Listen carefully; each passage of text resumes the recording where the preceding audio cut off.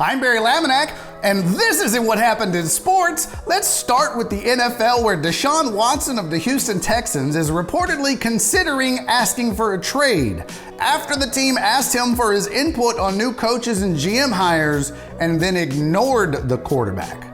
The Texans value his opinion less than my wife values mine at Bed Bath & Beyond, apparently. Andre Johnson tweeted that the, quote, Texans organization has always wasted talent, which had some steam and momentum, but then David Carr retweeted it, and there went that. After the Buffalo Bills won their playoff game, a fan celebrated by jumping on a flaming table, catching himself on fire. That's how cold it is in Buffalo.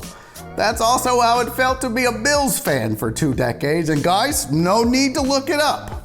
He's white. 43-year-old Tom Brady and the Tampa Bay Bucks bested 42-year-old Drew Brees and the New Orleans Saints in their playoff matchup this past weekend. I guess the Bucks proved that their dad could beat up the Saints' dad. From the world of the NBA, James Harden finally got traded to the Brooklyn Nets. Dude's built like the Burger King, so I'm not shocked he went to BK. And despite leaving the Rockets, James Harden's new restaurant, 13, is opening on schedule here in the city of Houston. And keeping on brand, the restaurant requires you to order by phoning it in.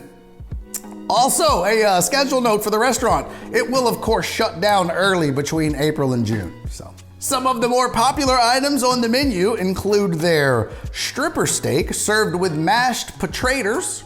There's the Harden-inspired burger that is all beef and no goat. And then, of course, I hear that the Selfish is pretty good when it's in season. As you can see from the menu items, it's more of an entree-focused restaurant. But as for Harden himself, well, he's really more of a desserter. In other sports news, PGA of America announced that the 2022 PGA Championship will no longer be played at Donald Trump's New Jersey golf course. It's pretty on the nose that that course is literally filled with red flags. The University of Tennessee's football program is under investigation after allegedly giving recruits money stuffed in McDonald's bags, and after a 3-7 record, I assume they got their players off the dollar menu.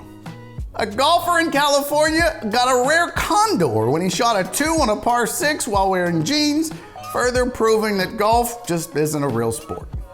And finally, ex-NBA star Charles Barkley said athletes should be able to jump the line for COVID vaccines because they pay more in taxes, which is a weird way to say poor people should die.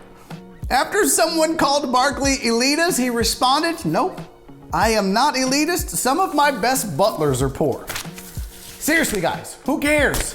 Let him jump the line. It'll be the only time Barkley ever came in first at anything. I'm Barry Laminack. That's not what happened in sports.